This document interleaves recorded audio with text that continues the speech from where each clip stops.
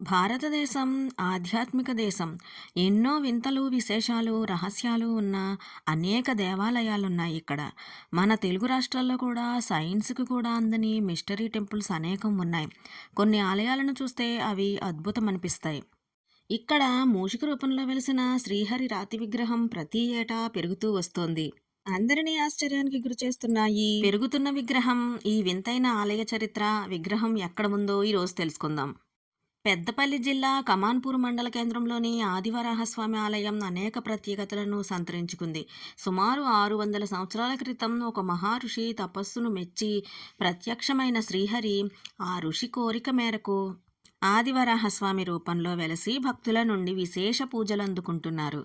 మొదట మూషికం మాదిరిగా చిన్నగా వెలిసిన స్వామివారి రాతి విగ్రహం ప్రతి ఏటా పెరుగుతూ వస్తుండడం ఇక్కడ ప్రధాన ప్రత్యేకత. ఇక్కడి ఉమ్మడి ఆంధ్రప్రదేశ్ రాష్ట్రంలో 2 మాత్రమే ఆదివరాహస్వామి ఆలయాలు ఉన్నాయి.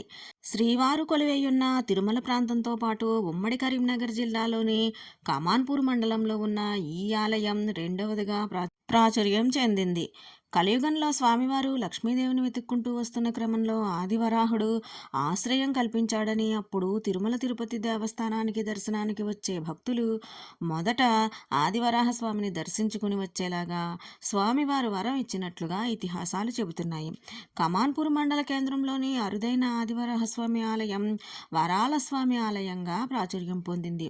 గతంలో ఒక భక్తుడు ఇక్కడ కోరుకున్న కోరిక నెరవేరడంతో మొక్కు ప్రకారం ఆ భక్తుడు ఆలయ నిర్మాణానికి పూనుకున్నాడు. అప్పుడు స్వామివారు స్వయంగా భక్తుడికి కలలో కనబడి తనకు ఎలాంటి ఆలయం నిర్మించవద్దని, తాను ఆరు బయటనే ఉంటూ భక్తుల కోరికలు నెరవేరుస్తానని చెప్పినట్లుగా పూర్వీకులు చెబుతారు. మహిమాన్విత స్వామిగా ప్రసిద్ధి చెందిన స్వామివారు ఇక్కడ ఆరు బయటే ఉండి ప్రతి ఏటా పరిమాణం పెంచుకుంటూ భక్తుల నుండి నిత్యం విశేష పూజలు అందుకుంటున్నారు. దశావతారాలలో 3వ అవతారమైన వరాహ అవతారం హిరణ్యాక్షుడిని చంపి భూమిని ఉద్ధరించి వేదములను కాపాడిన అవతారం. అనారోగ్య సమస్యలు తొలగడానికి, సంపదలను పొందడానికి వరాహ రూపంలో ఉన్న శ్రీ మహావిష్ణువుని పూజిస్తారు. లోక కంటకుడైన హిరణ్యాక్షుడను సంహరించడం కోసం వరాహ అవతారమెత్తి రాక్షస సంహారం చేసి ఈ భూమండలాన్ని రక్షించినటువంటి మహావిష్ణువుని పూజించడం వల్ల అభీష్ట సిద్ధి కలుగుతుందని చెబుతారు. మహాలక్ష్మిని సంబోధించే శ్రీ పదాన్ని చేర్చి శ్రీ వరాహమూర్తి అని ఈ అవతారమూర్తిని స్మరిస్తారు. ఇక వరాహస్వామి పెద్దపల్లి జిల్లా కమాన్పూర్ గ్రామంలో ఒక బండరాయి పైన చిన్న ఎలుక రూపంలో ఈ స్వామి వెలిసారు. అంతేకాదు ఇక్కడ వరాహస్వామి నడిచి వచ్చిన పాదాల ఆనవాళ్లు కూడా పక్కనే ఉన్న మరో బండపైన దర్శనమిస్తాయి.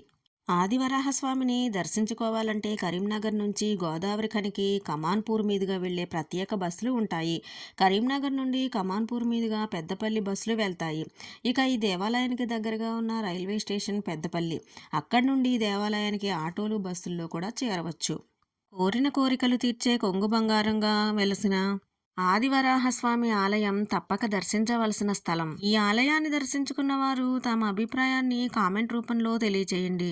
వీడియో నచ్చితే లైక్ చేయండి, షేర్ చేయండి. సాయి షణ్ముగ ట్రెండీ వ్లాగ్స్ ఛానల్ని సబ్స్క్రైబ్ చేసుకోండి. ఇలాంటి మరిన్ని మంచి వీడియోల కోసం సాయి షణ్ముగ ట్రెండీ వ్లాగ్స్ ఛానల్ని ఫాలో చేయండి. Thank you for watching.